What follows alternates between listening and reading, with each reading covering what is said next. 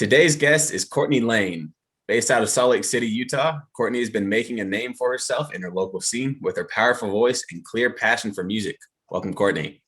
Oh my gosh, thanks for having me, Bowie. I'm so excited to be here. Yeah, excited to have you here. So start us back at the beginning. Where were you born and raised, and how did music first come into your life? I was born in Manhattan, New York, and we didn't live there for very long. We moved to Connecticut when I was still a baby because our apartment was too small. Yeah. And I grew up in Connecticut, right on the border of Connecticut and New York. And my parents aren't musicians. They didn't really expose me to a ton of music, but my granddad was a pianist, and he had no children who were musicians, so he was super bummed. And then when I was born, I was his first grandkid. He was like, I want this kid to play music, like, please, for the love of God. And he begged my mom to get me piano lessons, and she was like, you know what, she could do it if she wants. My mom wasn't going to force me. And so he ended up being friends with a woman who was the head of a local music college. They played bridge together because they're old, old East Coast people. And he was like, will you please teach my 6-year-old or 5-year-old granddaughter piano? And she was like, hell no, I will not teach your 5-year-old granddaughter music. I don't teach little kids. I don't want to teach your snot-nosed little granddaughter how to plink out notes on the piano. I teach college kids. No. Yeah. um, and he was bummed about that, but I didn't know what was happening. Whatever, I'd only banged on pianos before. But then they invited both that piano teacher and me and my family to a little, like, music, a little it was a string quartet concert, and there were a bunch of other kids, and all the other kids were running around, and I was the only one who was sitting there listening to the music. So this woman, her name is Genevieve Brings, she was like, all right, I'm gonna teach this kid music. If she actually is gonna sit down and listen to music like this, then fine. And then I ended up taking classical piano lessons for 6 years. Whoa, that was weird. So yeah, I'm classically trained, and I was training with a woman who teaches college kids. So I was banging out like Beethoven and Mozart and stuff and Debussy. But then we moved to Utah when I was 12. And so I didn't have that classical teacher anymore. And I realized that I didn't want to learn classical music if it wasn't from that one lady, because she, like, we had a really good thing going. And then I got shipped out to Utah, and it was a lot more of a Mormon presence in the classical music scene, and I, like, couldn't find a music teacher who didn't want to kind of calm me down, and I ended up hating classical music, and I started writing my own music when I was 12 or 13. Wow. um, and I kind of never went back. I've just been jamming since then. I joined Music Garage when I was 14, and I was playing in bands, from when I was 14 to up to now. And now I do a lot of solo stuff. But yeah, I come from a classical background. What was the music you jumped into after classical? I started just messing around with, the first thing I did was just banging out triads. And that's still a lot of what I do, is just finding chord changes and just putting words over it. And I first started doing that before I moved, when I was, still in classical lessons. I was, like, kind of starting to mess around with it, but I couldn't focus on it because I was busy doing this. But then once I actually had time to, explore non-classical stuff, I started venturing into, I guess you could call it singer-songwriter territory. And then I started listening to, like, I had a bit of a grunge phase, and I was so into, like, oh, Nirvana, I was like 13, 14. I was like, oh my gosh, it's like the best era.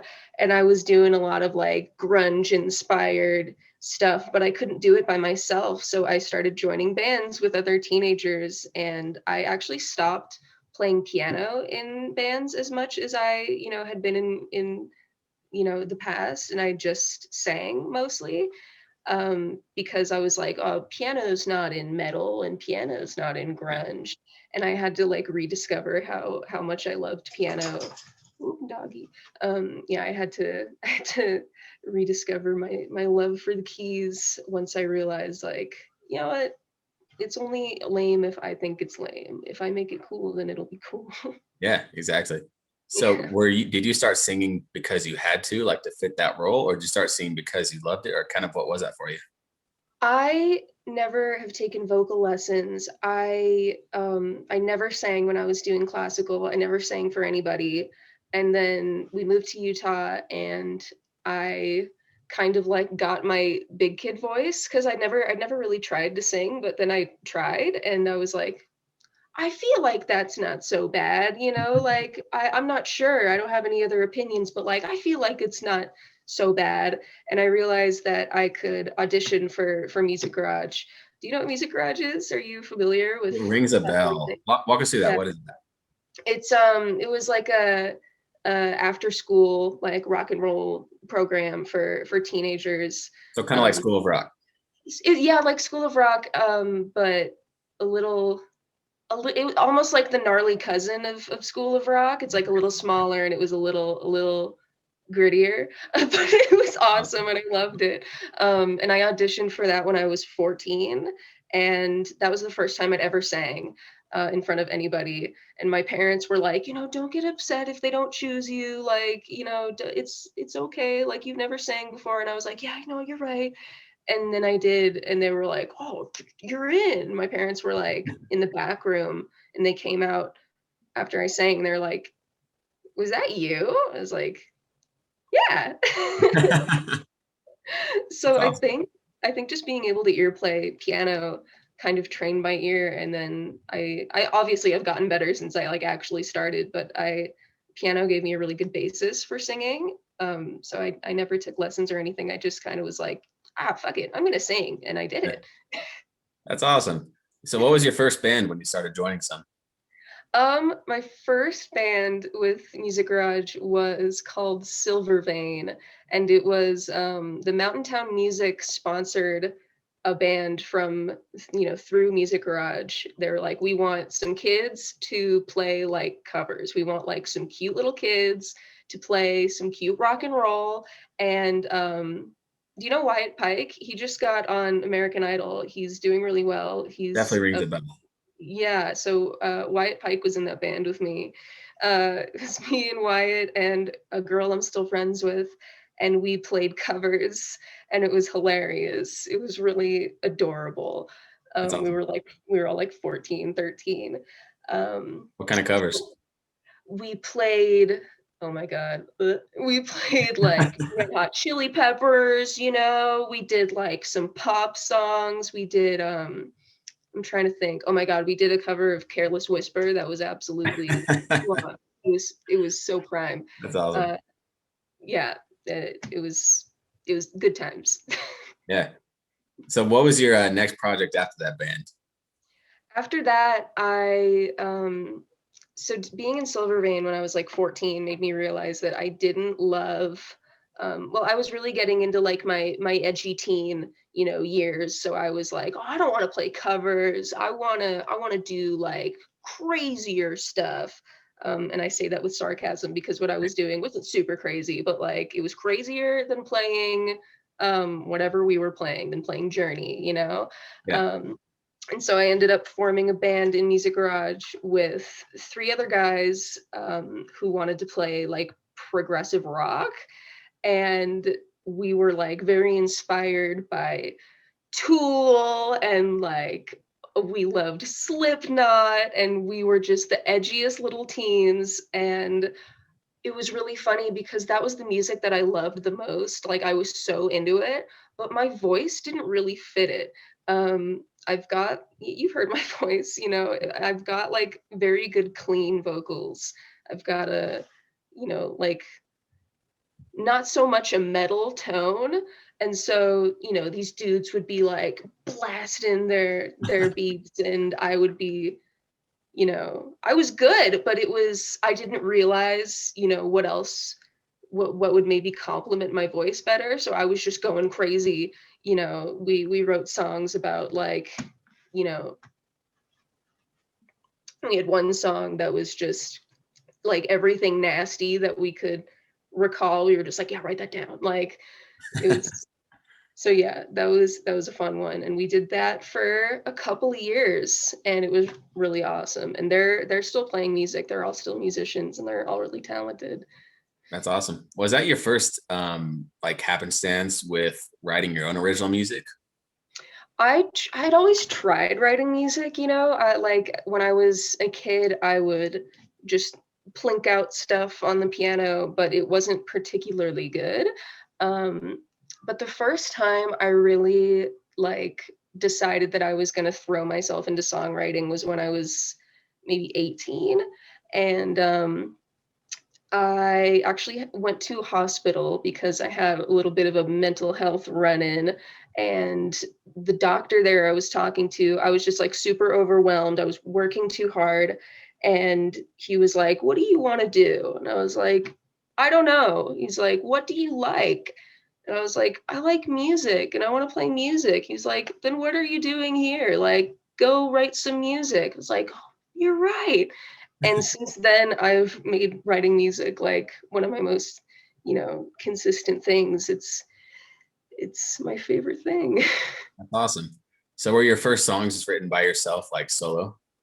Yeah, the first ones I wrote, I would try to write stuff on guitar. I can play a little bit of guitar, but not super well. Um, and then I wrote, some songs with my uh, Tool prog rock band. We were called Emanon, which is no name backwards. It's very creative. It's very innovative. I know.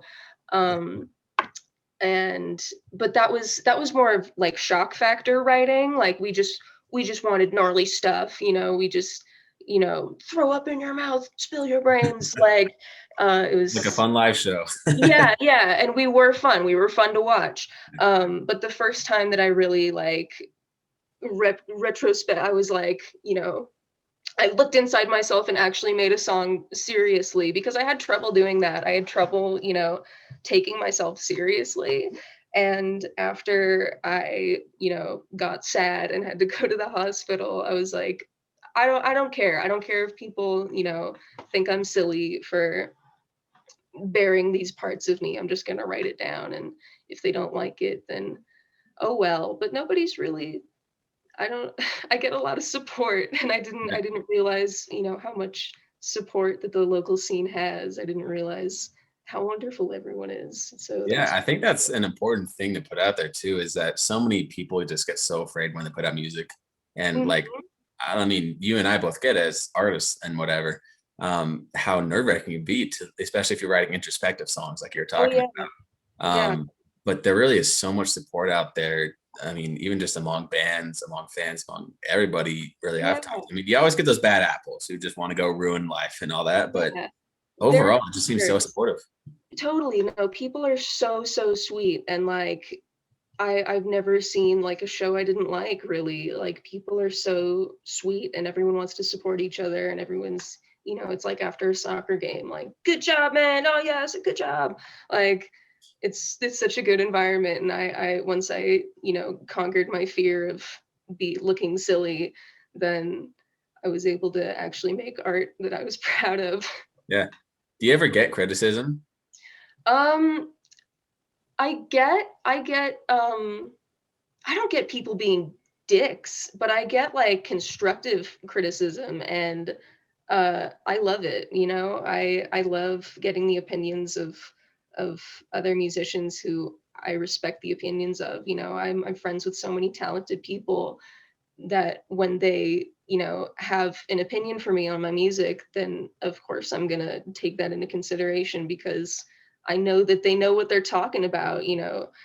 I haven't gotten a lot of people being like, "Oh, this sucks." Like, maybe I need to get a little bigger before I get those people. But, right now I've just been supported by a lot of people who want to, give me constructive criticism, and not, whatever negativity Yeah. is Was that beyond that. was that ability to accept criticism? How was that for you growing up with piano lessons? Did you always have that ability, or was it kind of just stubbornness at first, which eventually kind of bled out? It was so when I was a kid, I it was funny because I never quite learned exactly how to read music like fluently. My piano teacher tried so hard to get me to, be a staunch, by the book classical pianist. And so she tried so hard to get me to read the music and to, be a theory, sight reader, but it never worked. And I would always just ear play everything really fast. And she would get mad at me, but I was like, but it's good. And once I started playing with other people, I was just like that. And then I started playing with other musicians and I was like, wow, that's not a good way to be. I'm not going to get anywhere if I, you know, value people's opinions and then, discredit them when they try to give me those opinions for my own sake, for me, like they're trying to help me because they like me. And if they didn't like me, then they wouldn't say anything to me. So yeah, once I got over that, it was pretty quick. I was like, okay, I'm gonna have to listen to people if I want to, maintain artistic relationships with these Yeah. people that I really like. Yeah, that makes sense. So Hmm. what happened after that last band you were in? Essentially, how did you go from that to being, I saw you have some solo stuff out now. How did Yeah. that happen? So, Eminon kind of, oh, I gotta think. Okay, so when I was in Eminon, I was also kind of recruited into a local, well, the Music Garage Blues band. And I started playing blues as well. And at first I was like, blues isn't even cool. Like, what do I have to learn from blues? And I was just doing it because Steve Auerbach, the man who runs Music Garage or used to run Music Garage, he basically begged me and my family. He's like, "We need a vocalist, please, just do it." And I was like, "Oh, fine, but I'm not gonna like it."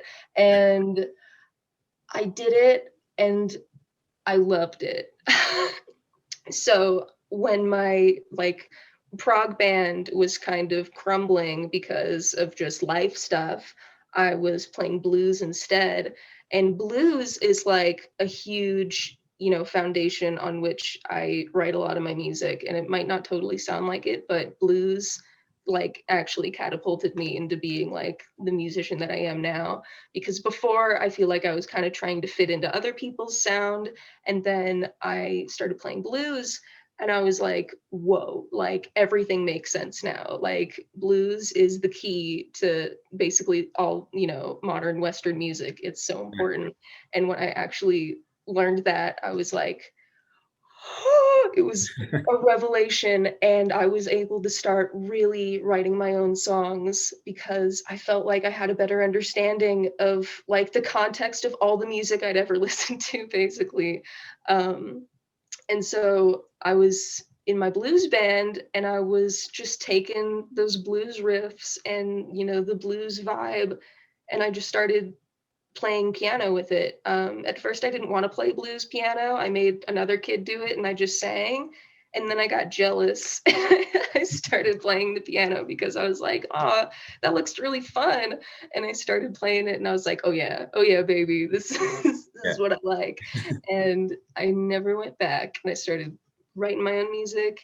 And yeah, that was like a really big catalyst for being an actual solo musician. I like found my voice and my keys, and now I'm here. That's awesome. So what was your first release as a solo artist? My first release was Shadow Puppets, and that was just about a year ago now. Yeah, coming up on a year. So that's exciting. Yeah. What was writing that song like? What was the process for you? And how did it Um, feel as well? Like, what was it like knowing you're doing your own solo thing? so I remember I first wrote it. I just wrote the first couple of lines after I got out of the hospital because I was feeling kind of sad. And what are the words? It was kind of, many of my songs are like almost like a letter to like a different version of myself. And I wrote it kind of for me, for sad Courtney. Like, you know, well, no, more like for happy Courtney, because I missed them. I was like, where did you go? Like, where did I go? Where? where am I? Like, this doesn't feel like me. And I'm like waiting for them, and I'm kind of dissolved by these little irritating creatures who make me less of who I am, and it feels bad, man. And I yeah, I just kind of banged it out. A lot of my songs I write pretty quickly. I have like one line, and then everything else just kind of follows it pretty easily, pretty naturally. But um, yeah, that was my first release, and it was my first release because it's one of my favorite songs. Yeah. I really love it. What was it Mm. like recording it? Like, did you go to a studio? Did you record it yourself? I recorded it at Archive Recording Studios with Alex Cutler, who works there. He's a sound wizard. He's amazing, and everyone should go, hit him up for their recording and mixing needs. And I spent a full day there recording what was basically going to be a whole album, and it's still there, and I'm still going to release everything. But because we're in a panini, I've been kind of holding off because I wanted to do like a tour, to release it. I wanted to do all this fun stuff. And right now, because, we can't really do much outside, I I'm just like waiting on the right time, and I'm recording more stuff. I'm recording an EP as well. Nice. So I'm gonna have a lot of material to release later this year and next year, and I'm really excited about it. Yeah. So it sounds like you played a lot over your life with those other bands. You probably haven't had much time to play live with your own solo set though, right? Because during the pandemic and all that. I have had I had a window of like a couple years. How much was it? It was like the end of 2018, and then all of 2019, and then um yeah, like the beginning of 2020. Um and that was with my original stuff. I built up my little Courtney Lane community over the course of just those couple of years. But before that, I would play a lot of solo cover sets at like ski resorts and at restaurants up in like Park City. So it wasn't a lot of original stuff, but I've been doing that since I was like 14 too. And that was really good practice. That was really good, just like performing practice, even though the songs were, just covers. I got really used to playing by myself in front of a lot of people. And so once I started actually playing, bigger shows by myself, I was like, oh, sweet. Like, this Yeah, is fun. that's awesome. So what advice would you give to a basically new artist about playing live? What's something you've learned? Oh my goodness. I always tell people, because I teach keys at rock camp in Salt Lake City. So that's a question that I've gotten a lot before, is like, what do I do when I'm nervous? Um, and being nervous isn't a bad thing. Adrenaline isn't a bad thing, but I think the most important thing to remember is that people are there to have fun. Nobody's there to shit on you. Nobody's there to have a bad time. People are there to smile and to support you, especially in like the smaller local scene. People are there to pat you on the back and to sing along to your songs and buy your merch. Like, that is what they want to do, because the scene isn't scary. Everyone's so nice. You are going to get the support that you see other people getting. You're not going to be different. You're not going to suck. You are going to be part of the community if you go for it. People are going to take a liking to your music. I guarantee it. You're going to have a community, and you're going to thank yourself for going into it. Totally true. Love that. Yeah, there's this band I saw with my partner last week, and it was their first show. They were a two-piece metal band. Oh, And they were probably like 16, and not all of it was great, I'll admit it. But the reaction from the crowd just like made me want to cry, because they were just so supportive of them and dancing to all the songs, even if they didn't dance, even if they didn't play the beat right. They were doing everything they could to support that band and to make sure that band was comfortable on stage. And that's like what comes to mind for me when I think of like the local music community, is that mhm. there's so much support for these people. And I just wish people knew more about that. It's just amazing. Yeah, no, you're so right. Like, I did sound at a little local thing, a little collect. It was Gold Blood Collective. Have you heard of Gold Blood Collective? Rings a bell.